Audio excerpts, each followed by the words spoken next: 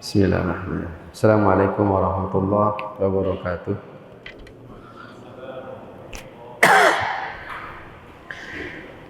Innal hamdalillah nahmaduhu wa nasta'inuhu wa nastaghfiruh wa na'udzu billahi min shururi anfusina wa min sayyiati a'malina. Man yahdihillahu fala mudilla lahu wa man yudlil fala hadiya lahu. Asyhadu an la ilaha illallah wahdahu la syarika lahu wa asyhadu anna Muhammadan abduhu wa rasuluh. Qala ta'ala ya ayyuhalladzina amanu taqullaha haqqa tuqatih wa la tamutunna illa wa antum muslimun. Ya ayyuhan nasu taqu rabbakumul ladzi khalaqakum min nafsin wahidah wa khalaqa minha zawjaha wa batha minhuma rijalan katsiran wa nisaa wattaqullaha alladzi tasaaluna bihi wal arham innallaha kana 'alaikum raqiba. Ya ayyuhalladzina amanu taqullaha wa qulu qawlan sadida yuslih lakum a'malakum wa yaghfir lakum dhunubakum wa may yuti'illaha wa rasulahu faqad faza fawzan 'azima. Amma ba'd, fa inna asdaqal hadithi kitabullah wa khairul huda huda Muhammadin sallallahu alaihi wa ala alihi wasallam wa syarrul umuri muhdatsatuha wa kullu muhdatsatin bid'ah wa kullu bid'atin dhalalah wa kullu dhalalatin finnar. Allahumma shalli ala Muhammadin wa ala alihi wa man tabi'ahum bi ihsan ila yaumiddin. Alhamdulillah ya fillah, jemaah sekalian rahmani wa rahmakumullah, pada malam hari yang berbahagia ini seperti biasa kita berkumpul di masjid kita dalam hal kita sama-sama belajar tentang dinul Islam ini.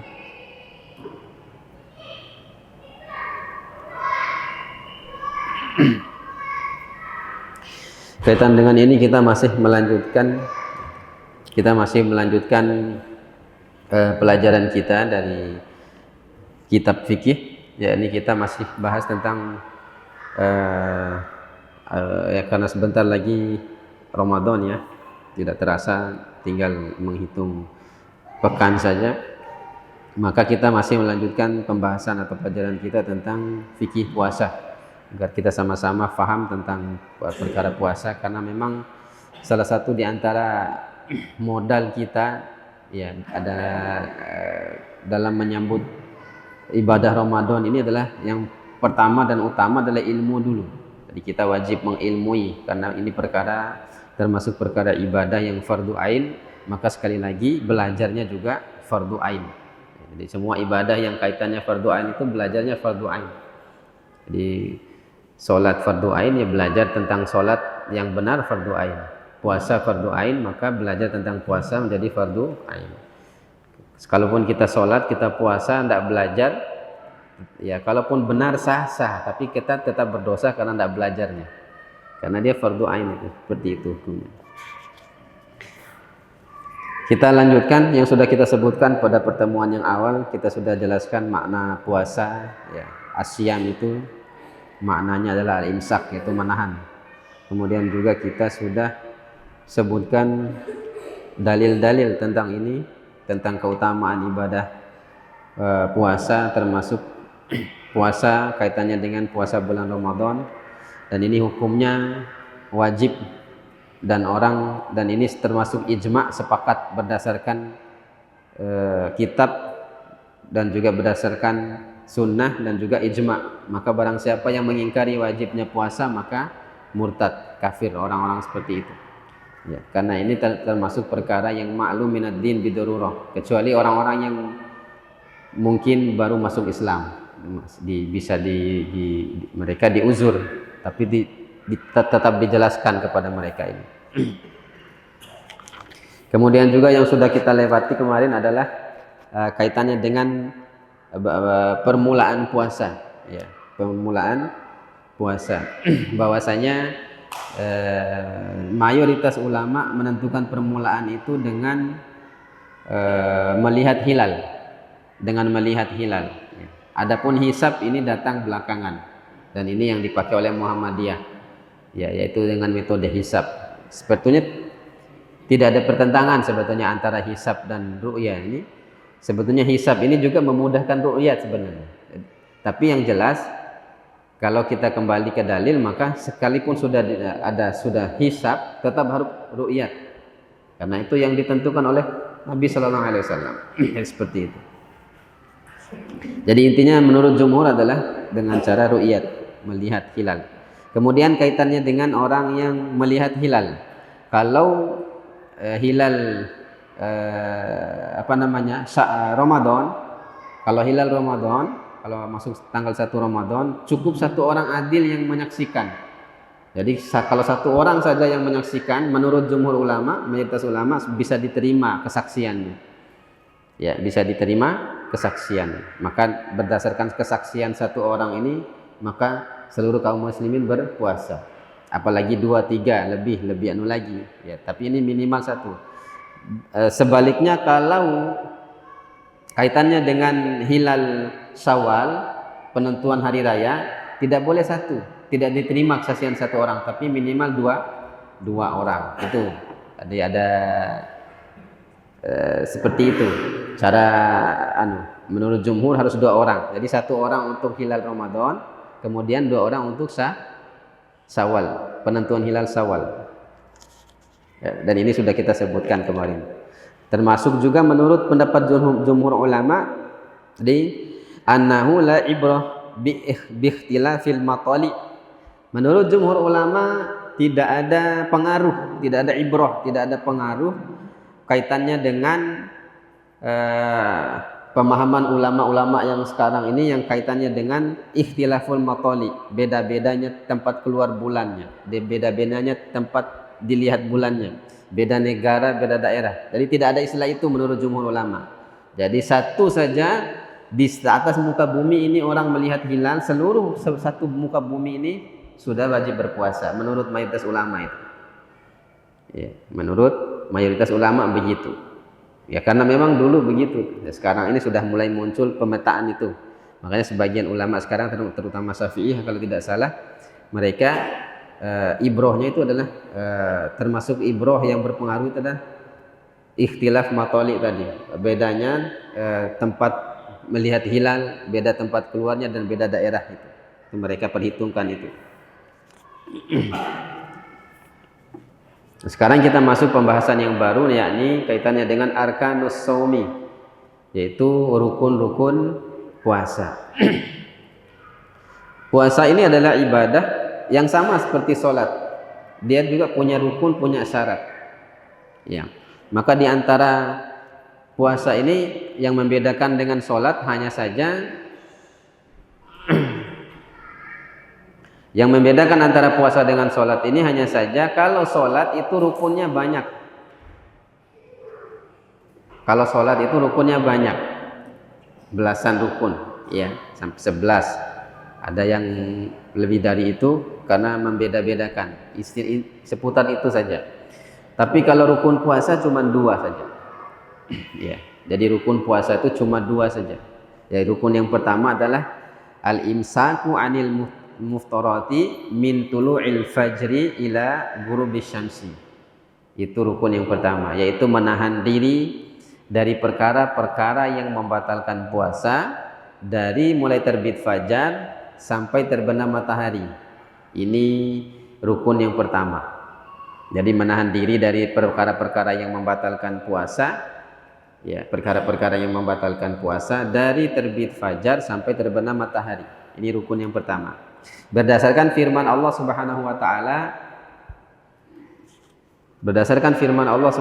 taala, fal'ana bashiruhunna wabtagu ma kataballahu lakum wa kulu washrabu hatta yatabayyana lakumul khaytul abyadu minal khaytil aswadi minal fajr tsumma atimus siyama ilal lail. Jadi ini dalil yang menjadi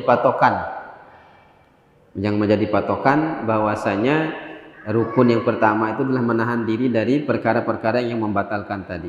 Di antara perkara yang membatalkan yang disepakati 3 perkara yang disebutkan di sini: makan, minum, dan bersetubuh. Bersetubuh dengan suami istri, hubungan suami istri. Ini perkara yang membatalkan yang sepakat para ulama. Nanti akan kita bahas di belakang, nanti ada perkara-perkara yang diperselisihkan juga. Apakah ini membatalkan puasa atau tidak? Ya. Kemudian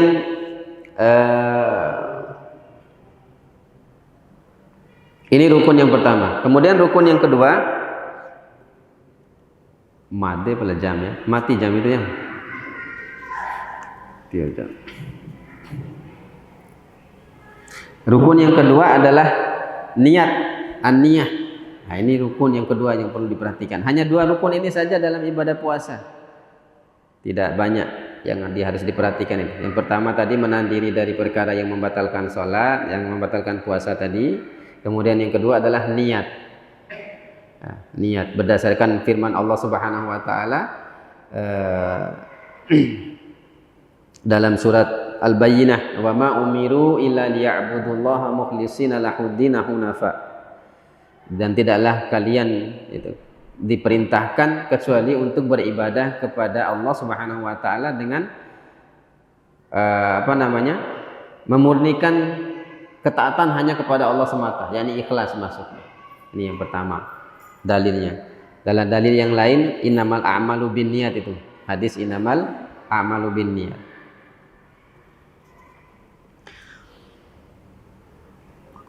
Cuman dalam niat, dalam kaitannya dengan niat puasa itu harus ada 4 hal yang harus kita perhatikan.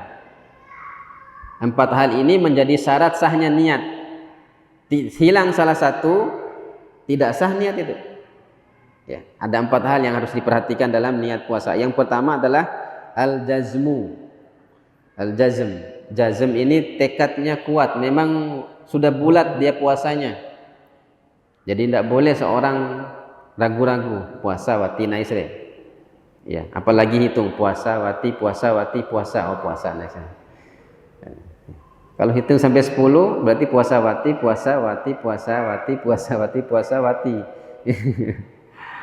Jadi seperti itu.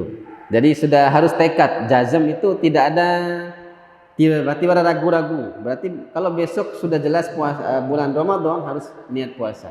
Tidak boleh kita hitung-hitungan dulu. Tidak boleh. Kemudian yang kedua adalah at-ta'yin. Sama seperti sholat juga. Jadi sebagaimana sholat itu kita harus ta'yin niat kita. Ta'yin itu maksudnya menentukan ibadah yang kita lakukan itu.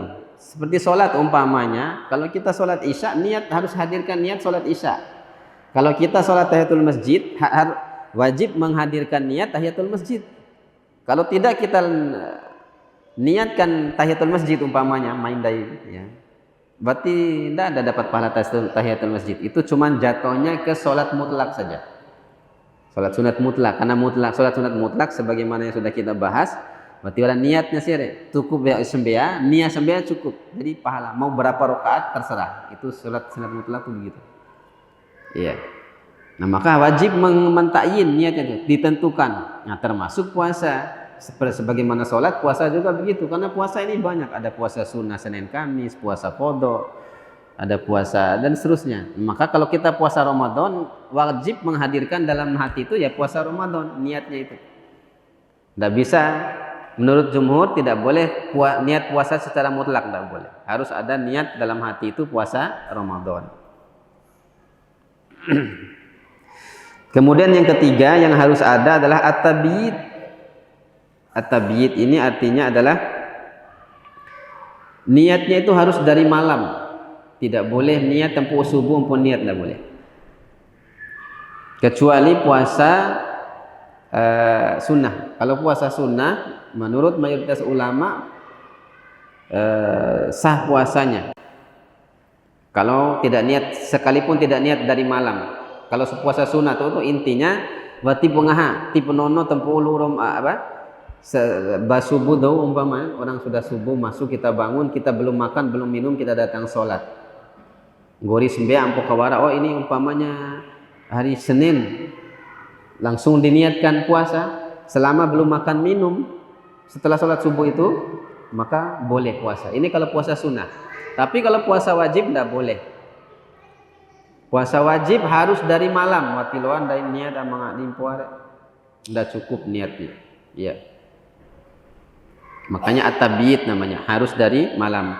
Nabi SAW bersabda, "Man lam yujammi' asyami qabla al-fajri fala siyama lahu." Barang siapa yang tidak meniatkan puasa sebelum fajar artinya malam, pokoknya sebelum fajar, kapan saja itu malam, ya, maka tidak ada puasa bagi dia, tidak ada puasa bagi dia. Nah, ini berlaku untuk puasa wajib. Maka yang wajib itu adalah bagi kita, kalau sudah jelas Ramadan, maka wajib kita meniatkan dari malam itu. Ya, ini yang ketiga. Kemudian yang terakhir, yang keempat adalah tajdidun niyah likulli lailah, yaitu memperbarui niat setiap malam. Memperbarui niat setiap malam. Di sini cuman ada hilaf tentang ini. Apakah wajib setiap malam seperti tadi malam pertama, kemudian besok malam kedua niat lagi? Nah, menurut kebanyakan ulama tetap wajib niat. Sebagian ulama mengatakan tidak wajib karena Ramadan itu satu kesatuan. Ya, bukan yang berbeda. Menurut mereka sebagaimana sholat ya tidak perlu sholat yang 3 rakaat niatnya setiap rakaat, ya. Tapi pendapat yang hati-hati adalah tetap harus kita niatkan setiap malam itu, ya. Jadi setiap goringahan bungkari sudah ada niat kita untuk harus hadir niat untuk puasa besok, begitu maksudnya, ya. Nah, dan yang memantapkan niat itu adalah makan sahurnya, sawana. Itu yang memantapkan niat itu. Makanya sahur ini dianjurkan, sangat-sangat dianjurkan. Ya. Makanya itu juga pentingnya kita dari malam itu harus sudah ada niat. Coba deh tinggal sahur itu maksudnya. Siapa tahu kita bangun ternyata sudah subuh. Ya. Nah, makanya harus niat itu harus sejak malam itu. Sejak masuk maghrib sudah kita niatkan untuk puasa esok harinya. Begitu seterusnya. Ya. Begitu seterusnya.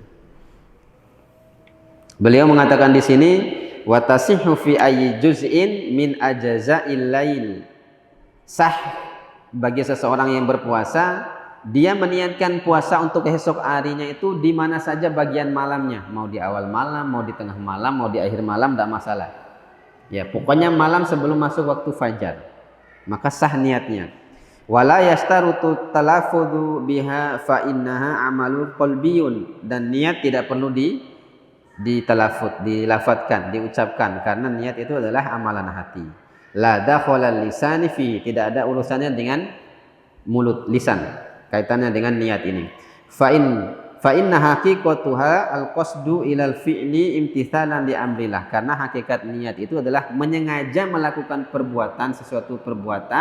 sesuatu ibadah dalam rangka untuk melaksanakan perintah Allah.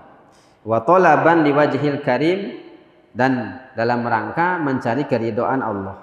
Faman tasahharu bil lailin, maka barang siapa yang sahur di malam harinya, ya, fa qasidan asyam, dengan maksud untuk sahur itu untuk puasanya besok hari, ya, taqarruban ilallah bihadzal imsak, maka dengan itu dia niatkan untuk mendekatkan diri kepada Allah, fahuwa nawin, itulah sudah mencukupi niat, itulah maksudnya niat itu. Itulah niat. Maka dia sudah termasuk niat tadi. Kalau dia bangun kemudian makan sahur, tujuannya untuk menguatkan dia besok puasa, itulah niat itu. Jadi tidak perlu kita repot-repot hafal lafaz niat, ya. Nawaitu shauma godin dan seterusnya itu. Itu cuman kalau dalam mazhab Syafi'i dan Hambali itu anjuran saja sebetulnya. Itu pun tidak wajib menurut mereka. Hanya anjuran untuk menguatkan saja. Ya. Karena niat ini urusannya dengan hati. Nah, kemudian alaman yajib, kepada siapa diwajibkan puasa, ya kepada kita semua nih yang mukallaf, muslim, mukmin yang mukallaf, laki maupun perempuan, selama tidak ada halangan bagi perempuan, tidak haid, tidak nifas, ya maka itu semua wajib berpuasa. Nah, di sini ada pembahasan juga yang bagus ini, yang mudah-mudahan kita bisa contohkan, ya. Dan karena ini banyak orang tua yang tidak paham tentang perkara ini. Ya, saya hampir dengan seseorang begitu tidak enak dalam kaitan perkara ini. Padahal kita hanya ingin mendidik saja. Di sini kaitannya dengan puasa anak-anak, asyamus sobi, siam puasanya anak.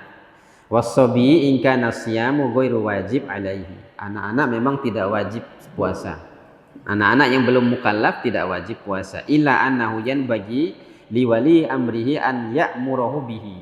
Akan tetapi sudah seharusnya orang tua memerintahkan anaknya untuk berpuasa itu. Sekalipun belum wajib, tapi sudah selayaknya bagi kita orang tua untuk memerintahkan mereka berpuasa agar mereka terbiasa. Ando ajan coki kayak puasa anak sempela anak tua karena tidak dibiasakan dari kecil, tidak biasa diperintahkan. Kadang-kadang kita ketemu kalau dulu tuh justru anak-anak tuan guru imam, guru hanum udah puasa karena memang kurang perhatian dalam memerintahkan anak. Ya. Maka harus diperintah anak-anak untuk berpuasa. Ya. Madama mustati'an lahu wa qadirun alaihi, selama tujuannya untuk mengajarkan dia sejak kecil, ya, dan selama dia mampu untuk menyelesaikan puasanya. Ya. Di sini ada riwayat Imam Bukhari dan Imam Muslim yang menyebutkan bahwasanya dulu para sahabat ketika masuk bulan puasa, bulan Ramadan, anak-anak pun disuruh puasa oleh para sahabat. Ya, disuruh puasa. Dan siang hari mereka sengaja diberi mainan dan dibawa ke masjid. Ya, dibawa ke masjid. Fa idza baka ahaduhum minat ta'ami, ya, a'tainahu iyahu. Maka kalau anak-anak menangis kami kasih mainan. Ya, kami kasih mainan. Disengaja menangis karena lapar itu mereka kasih mainan. Dikasih oleh para sahabat. Hatta yakunu indal iftar, sampai masuk waktu iftar, waktu berbuka.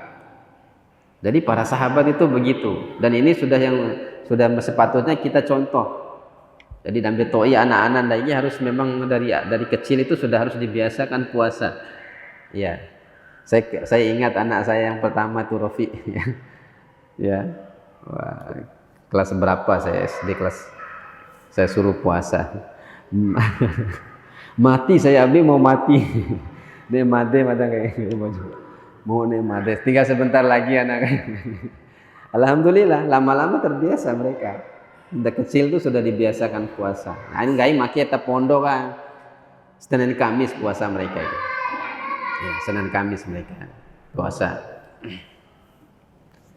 Jadi seperti itu kebiasaan para salaf itu. Sejak kecil anak-anak sudah diajarkan untuk berpuasa, diperintah untuk berpuasa. Nah, sekarang kita masuk ke pembahasan juga yang lumayan penting ini ya. Kita harus perhatian dalam perkara ini. Karena ini ada pembagiannya. Jadi ada orang yang man yurah hasolahum fil fitri wa tajibu alaihimul fidyah. Jadi ada orang yang boleh buka wajib fidyah. Ada juga orang yang boleh buka, maksudnya boleh buka ini maksudnya boleh tidak berpuasa maksudnya. Ada orang yang boleh berpuasa wajib bayar fidyah saja. Ada juga orang yang boleh berpuasa wajib qada. Bahkan ada orang yang wajib tidak berpuasa, nanti wajib qada. 3 perkara ini harus diperhatikan. Ini rumus terutama dalam menghafal ya. Ilmu itu harus dihafal. Di tanah-tanah fikih itu bukan hanya sekedar kita baca, tapi harus kita hafal, kita ingat, oh ini masuk ke golongan ini masuk ke golongan ini. Sebab kalau baca-baca nanti kalau ada enggak bisa kita ingat lagi. Harus dihafal. Nah, di sini yang pertama yang dibahas adalah man yurah hasolahum fil fitri, golongan yang dibolehkan tidak berpuasa, watajibu alaihimul fidyah, dan wajib bagi mereka membayar fidyah, bukan qada, fidyah ya. Siapakah mereka ini? Adalah diantaranya adalah syekhul kabir, orang yang sudah tua, kakek-kakek yang kalau puasa mereka merasa berat maka boleh. Jadi kakek-kakek di sini maksudnya bukan yang bornefa enggak, karena bornefa dia berarti wajib karena sudah bukan lagi sudah enggak jangankan puasa, sholat pun enggak wajib, namanya nefa ya. Tapi kakek-kakek yang sudah tua tapi berat mereka, masih sadar, masih normal namanya. Nah, maka orang-orang seperti ini tidak wajib berpuasa. Mereka diberi keliyanganan oleh syariat untuk tidak berpuasa dengan catatan membayar fidyah. Bayar fidyah. Wal mar'atul azuz, begitu juga nenek-nenek sama. Wal maridu alladzi la yurji baruhu, dan orang yang sakit yang sudah tidak diharapkan bisa sembuh. ya supu sakit yang menahun tiwara harapan tanah taho, maka tidak bagi dia ini tidak berpuasa dan cukup bayar fidyah, bukan kodok. Karena kapan mau kodok lah hingga suku menahun kan tidak bisa. Kemudian wa ashabul a'mal syaqqah, termasuk orang yang pekerja berat, ya.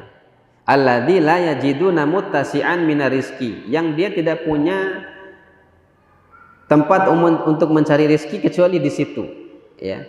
Ghairu ma yazulunahu minal a'mal, ya. Yang kalau dia tidak bekerja tidak dapat makan dia dan keluarganya, tidak bisa menghidupi keluarga, maka yang seperti ini masuk ke golongan orang tua tadi, yaitu mereka cukup bayar fidyah. Contoh kasus sebenarnya ya kuli, ya orang-orang yang pekerja berat yang sekiranya, tapi di sini ada perbedaan. Kalau yang masuk hanya ke fidyah, yang bayar fidyah ini adalah mereka yang kerjanya terus menerus, ya kerja terus menerus, kerja tambang atau supir bus malam, kan tidak pernah istirahat mereka ini, rongga main nakil di wali rongga dan begitu terus, dan mereka termasuk musafir, mereka masuk golongan yang ini, ya mereka cukup bayar fidyah. Tapi kalau ada juga orang yang pekerja berat, kan ada dua ya pekerja berat, ada pekerja berat ini yang terus menerus tadi, ada juga yang musiman,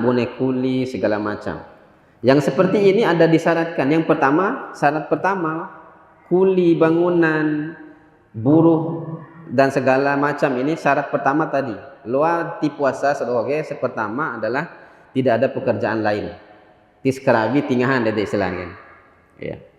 Syariat ini ringan, tidak ini yang pertama. Yang kedua, dan ini syarat yang harus terpenuhi juga, yang harus yang kalau tidak ada yang kedua ini percuma puasa yang pertama tadi. Yaitu adalah kalau dia pekerjaannya musiman tadi, kuli segala macam itu, maka dari malam dia tetap wajib berpuasa, niat puasa. Jadi harus suara niat puasa memang dari malam. Tuh ngasau boleh dong puasa, dan berangkatnya tidak bawa bekal. Tiba bekal sih kan ya, nanti pas kerja merasa berat, ya tiba ukur habis segala macam karena panas, mungkin boleh dia berpuasa buka pada saat itu. Ini bagi orang yang kerja berat tapi musiman, ya tukang dan segala macam, kuli bangunan atau kuli panggul di pasar yang mereka kerja berat musiman seperti itu, maka pada saat ini boleh mereka buka.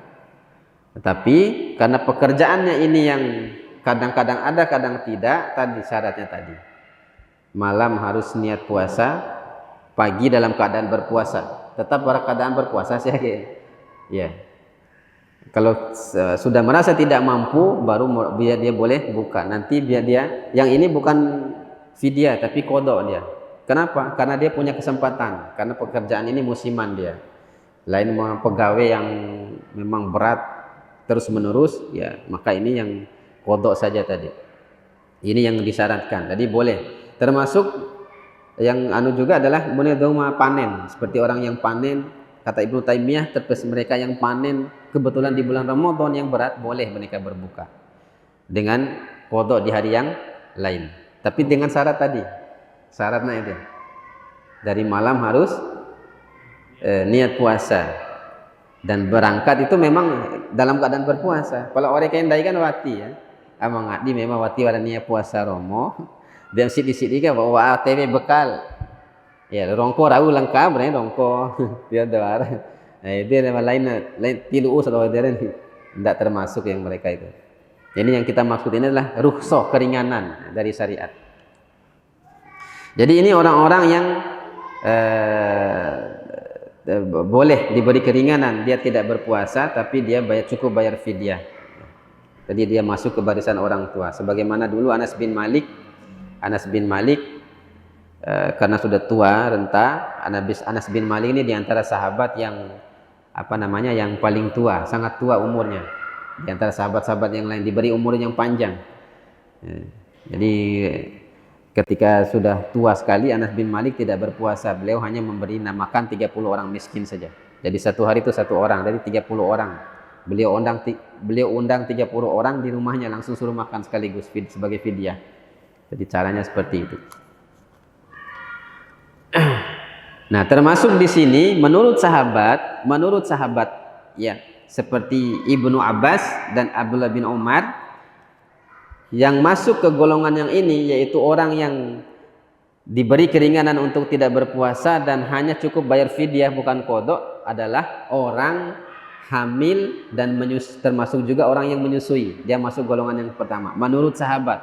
Di antaranya Ibnu Abbas radhiyallahu taala anhu dan Abdullah bin Umar. Di sini disebutkan riwayat yang sahih dari Imam Ad-Darqutni, disebutkan bahwasanya kana Ibnu Abbas yaqulu, bahwasanya Ibnu Abbas berkata li ummi waladin lahu hubla, pada seorang perempuan yang hamil dan juga menyusui, anti bimanzilatil ladzi la yatikuhu, engkau ini wahai saudariku, ya, bahwasanya engkau dalam seperti posisi orang yang tidak mampu berpuasa. Fa'alaikil fida, maka hendaknya kamu boleh tidak berpuasa dan keluarkan fidyah. Wala qada'a alaiki, dan tidak ada kodok untuk kewajiban kodok.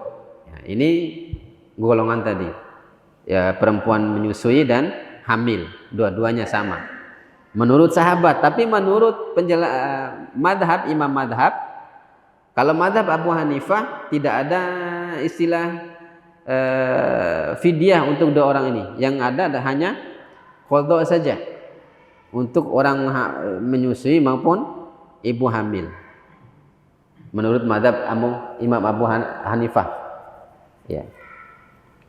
Beda lagi dengan Hambali dan Syafi'i, dibedakan. Kalau Hambali dan Imam Syafi'i dan Imam Ahmad dibedakan dua golongan ini antara doma nailokol atau doma menyusui. Ini mereka bedakan. Kalau ibu hamil atau ibu menyusui tadi, dia tidak berpuasa karena mengkhawatirkan anaknya, baik anak yang ada di kandungannya bagi yang hamil atau anak yang disusuinya bagi yang menyusui, maka menurut mereka wajib dia kodok sekaligus fidyah.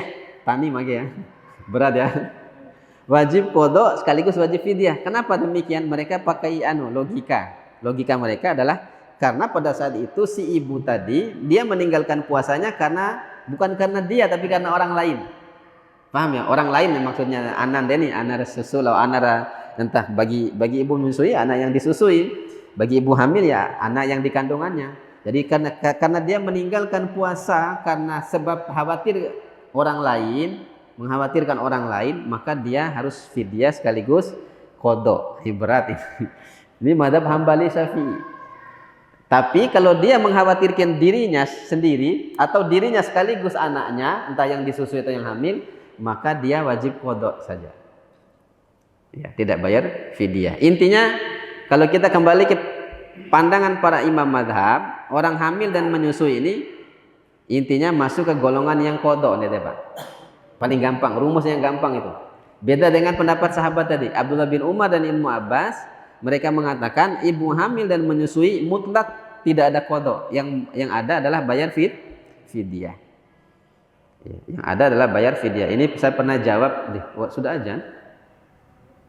Saya pernah jawab pertanyaan sudah lama sekali. Ini saya tulis artikelnya ada di Telegram saya. Ya, tapi saya ambil kesimpulan di situ dari dua pendapat ini, saya menyimpulkan bahwasanya kalau bisa jadi pendapat Ibnu Abbas dan Abdullah bin Umar ini dibangun di atas ibu-ibu dulu yang hamil terus. Untuk ini hamil terus, tidak ada KB dulu ya. Nah, mungkin karena itu kasusnya, maka Ibnu Abbas, Abdullah bin Umar, pendapat mereka tidak ada qada tapi fidyah. Maka kita bisa ambil jalan tengah. Kalau mungkin perempuan ini hamilnya tidak tapi gela-gela karena ada maka pendapat yang paling baik adalah dia qada. Ini lebih selamat pendapat ini. Tapi kalau termasuk ore romo ana niki mbare nailokon jauh, ya maka ikut sudah pendapat para sahabat tadi yang mengatakan cukup fidyah, tidak perlu qada.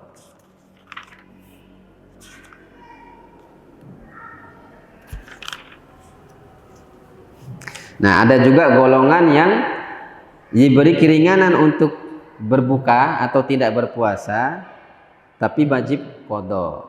Ya, kebalikan dari tadi. Kalau tadi wajib fidyah saja, tidak ada qada. Tapi sekarang yang wajib qada, yaitu orang-orang yang sakit, yang bukan sakit menahun nih, boleh pilih tuta, hengge, nah itu wajib qada dia.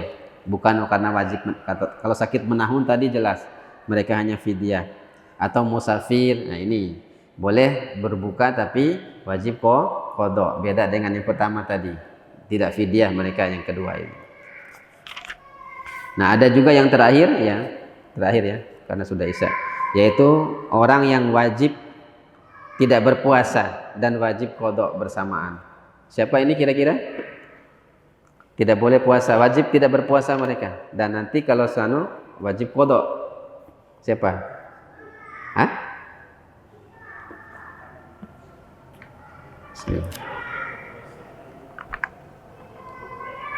Tidak boleh puasa mereka, wajib qada. Ustaz Ilham, Surome, Ustaz Ilham. Ustaz Ilham. Wanita haid dan nifas tiluak. Bahkan ulama sepakat haram hukumnya. Wanita haid dan nifas ini puasa tidak boleh, haram. Berdosa malah mereka ini, lentah kepala tapi dosa. Nanti kalau sudah selesai nifas dan haid, dia qada di lain hari tadi. Kalau dia suci dari haid dan nifas. Ini 3 golongan tadi. Ini rumus harus dihafal ini, biar gampang kita memetakan. Jadi kalau ada masalah itu bisa tinggal dicenggah-cenggah lalu akhir lu tak akhir. Caranya seperti itu.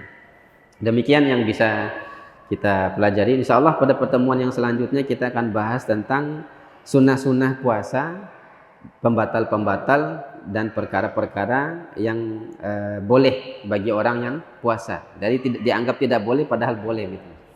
Demikian ya, ada salah-salah kata, mohon maaf.